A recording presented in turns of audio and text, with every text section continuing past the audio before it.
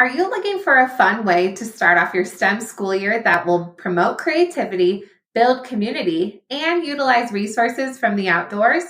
Welcome, teachers, to STEM Survival Camp. This unique experience will hook your students immediately to start off your school year. Grab your favorite camp shirt and let's get started. Welcome to the Elementary STEM Coach Podcast, a show that'll help you with lesson ideas, systems, and actionable tips to apply to your classroom. I am your host, Naomi Meredith, a former classroom teacher turned current STEM teacher and coach. With over a decade of experience teaching and a master's degree in STEM leadership, I am here to coach you throughout the year to help you gain back more time to create innovative experiences for your students. Grab your earbuds and let's get started. Before we get into the episode, I wanted to let you know of a special giveaway that I'm doing for the launch of this podcast. Make sure to listen to the end of this episode to see how you can easily enter. Now, I definitely think that STEM Survival Camp is a cute name, and you're probably wondering where in the world did this come from? I am definitely not one to be known as a survivalist, and I have no desire to be a survivalist, but I know that this was an exciting unit for my students. I had typically started off my STEM school years with digital citizenship lessons, which are still important and I still teach in my STEM space. However, it was the fall of 2020, which we know what that means, and I needed a unit that could, in a moment's notice, be taken online, and all my students I was teaching for the week had access to supplies. During the summer, my teacher, Honey, and I were obsessed about watching the show Alone. And if you haven't watched the show Alone, here's basically what it is. There are 10 nature survivalists who are experts in their field, and they are taken off to these extreme conditions to survive alone. And they literally are alone. They are taught how to use the cameras, so there isn't a camera crew on the side telling them what to do. They are all alone. They're sent to these remote conditions, and they have to survive off the land as long as possible. So they are hunting, they are building their shelters, they are staying entertained if they are there for a long time. Now they get 10 items to bring with them of their choice, and obviously a certain amount of clothing, but it is so extreme and so entertaining.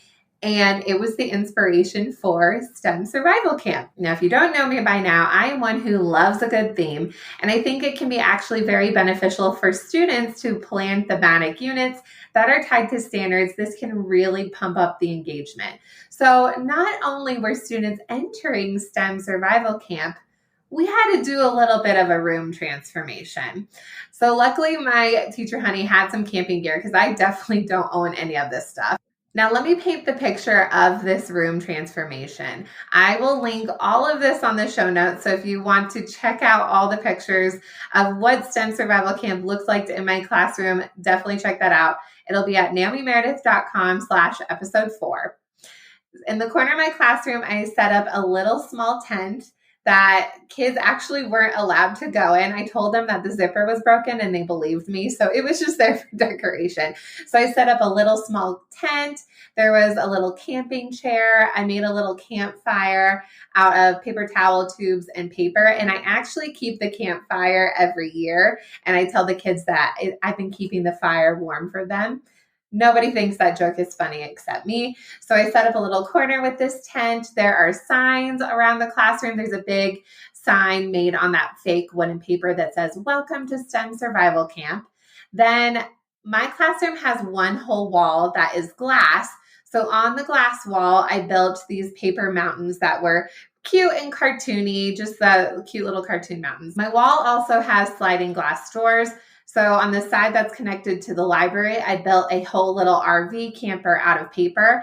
And then when the door slid open, it was like you were stepping into the RV. Not only did I decorate my room, I decorated myself. So I went on Amazon and bought a few camp shirts, which was super fun. And then I also told the kids to get excited. So if they had any camp shirts from the summer, I had them wear them throughout the week, and I would take their picture over by the little tent, and then it would go in our digital picture frame that I have up ever since I first started teaching. And this picture frame has STEM style. So when kids wear anything that connects to science, technology, engineering, and math, I will put their picture on the digital picture frame, and then kids love seeing themselves from over the years and also making the connections as to what does their shirt demonstrate.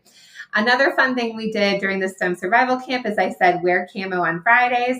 So we talked about what camo meant. And then a lot of kids would come in and we would take a class picture with wearing their camo. So getting the kids excited and building that community with that short time I had with them was so much fun.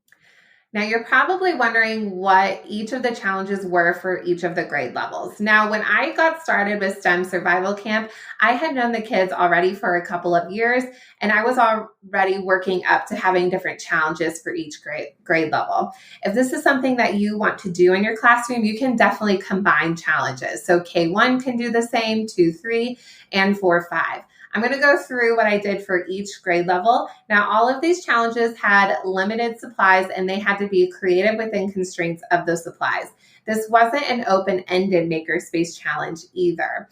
So they were able to use all the materials that I supplied for them, some or none. And then each of these, exception for the 4th grade one, which will make sense in a second, each of these also gave them the opportunity to collect items from the outdoors. So once we got to that create phase, we had some rules about how to gather supplies when we are outside.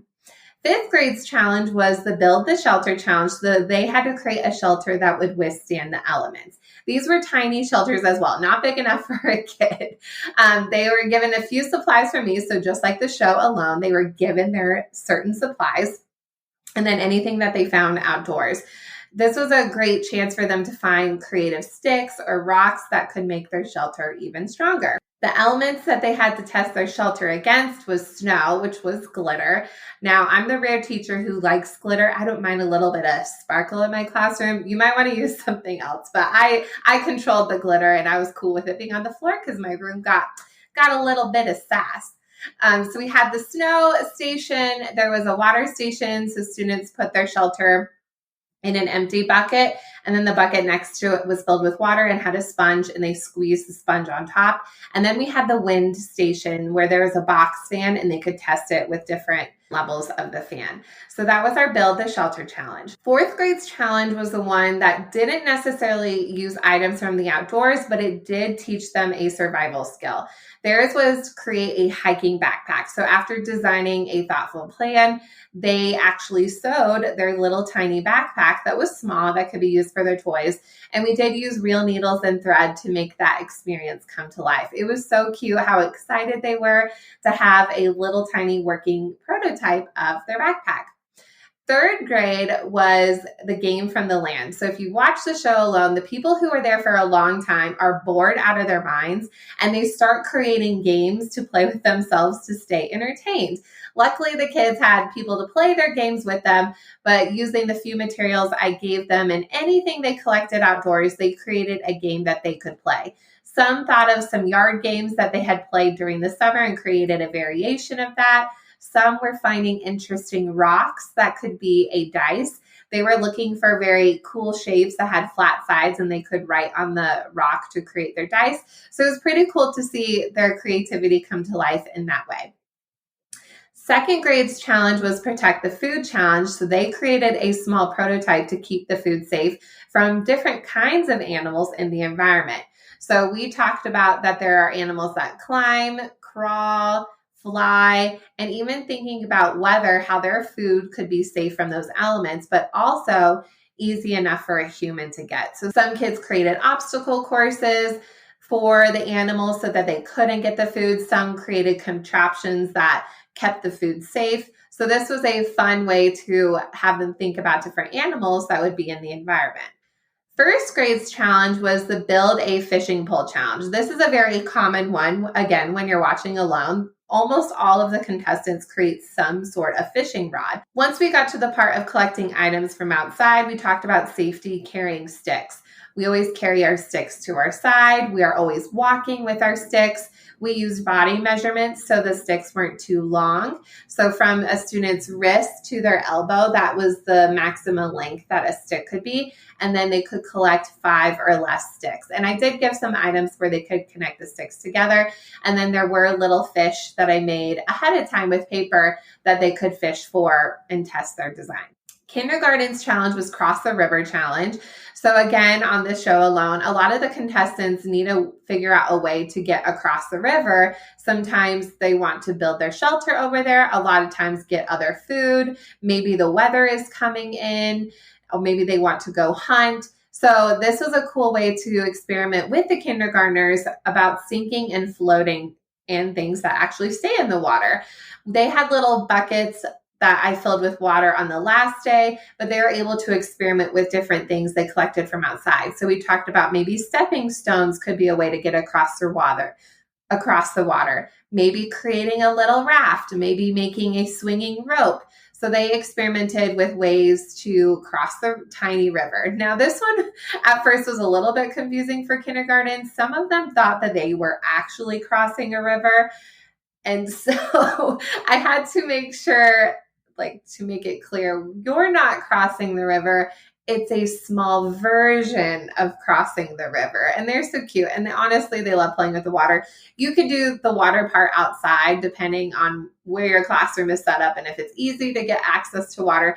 But all of these challenges are a great way to chat with your kids, get to know them, get excited about STEM. And of course, these are things that they could do at home as well. Luckily, I didn't actually have to go remote when this got started, but these are things that they could definitely get started with at home and continue to try. And this was so popular after that fall 2020. It came back and it's coming back again. And kids get very, very excited about STEM Survival Camp, and they're starting to collect their camp shirts to wear and bring in and show me all the things that they did over the summer.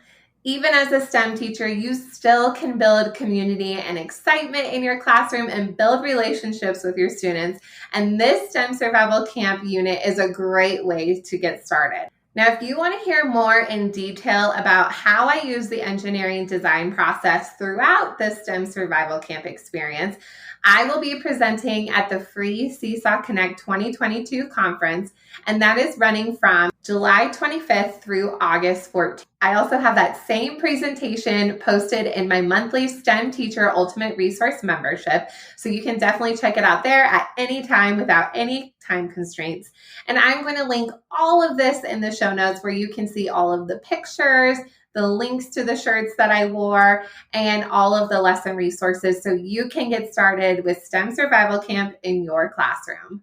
Thank you so much for listening to this episode of the Elementary STEM Coach Podcast. Before you go, I want to tell you about an exclusive giveaway for you as a listener. If you take a screenshot of this episode, add to your Instagram stories, and tag me at NaomiMeredith_, you will be entered to win a bundle of prizes, which includes 2 months free to my STEM Teacher Ultimate Resource membership, free access to my STEM Teacher 101 course, and 1 free iPad case from Ruged. This giveaway will last from July 18th through 30th, 2022. If you're listening to this after this date, please still share. You never know. I still might send a fun freebie your way. Talk to you soon.